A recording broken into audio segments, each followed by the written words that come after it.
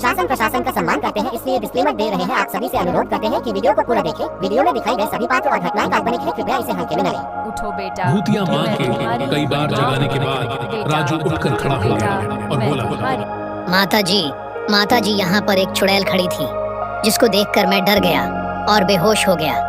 लेकिन आप कौन हो? आप तो यहाँ पर नहीं थी। बेटा, मैं तुम्हारी माँ हूँ। क्या?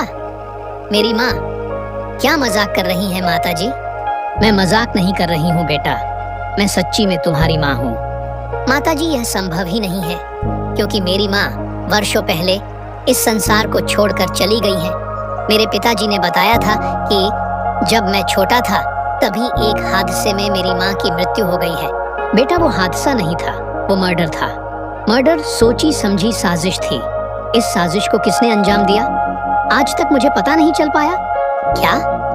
लेकिन आप मेरी माँ हो, ऐसा कैसे हो सकता है? आप तो जिंदा हो, मेरी माँ तो मर चुकी है।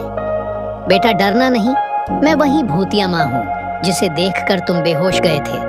मैं अपना रूप बदलकर तुम्हारे सामने खड़ी हूँ। ठीक है, आप अपने असली रूप में आइए तो मैं मानूंगा कि आप वही भूतिया माँ हो।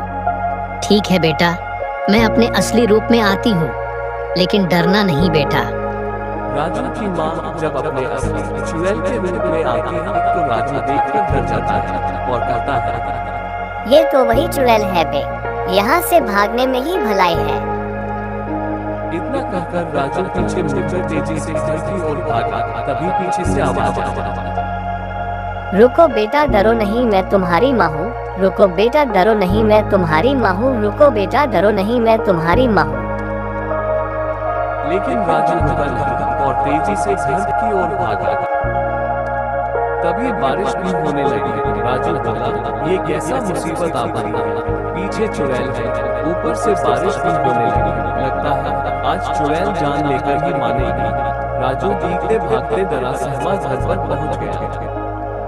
घर पर पहुंचने के बाद कपड़ा बदलकर राजू अपने पापा के बगल में सो गया।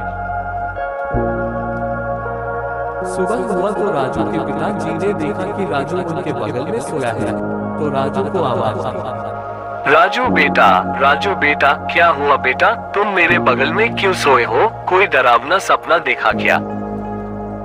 राजू उठकर बैठ गया और सोचने लगा, क्या चुड़ैल माँ सच बोल रही थी या झूठ बोले रही थी? अगर सच बोल रही होगी तो वो मेरी माँ है, इसका पता लगाना पड़ेगा। ये सोचकर अपने पिताजी से बोला, पिताजी, माँ की मृत्यु कैसे हुई थी? माँ को क्या हुआ था? क्यों बेटा, ऐसा क्यों पूछ रहे हो? माँ की याद आ रही है क्या? नहीं पिताजी, वो सोया था ना, तो मेरे सपने में माँ आई थी, तो वही पूछ दिया कि माँ की मृत्यु कैसे हुई थी।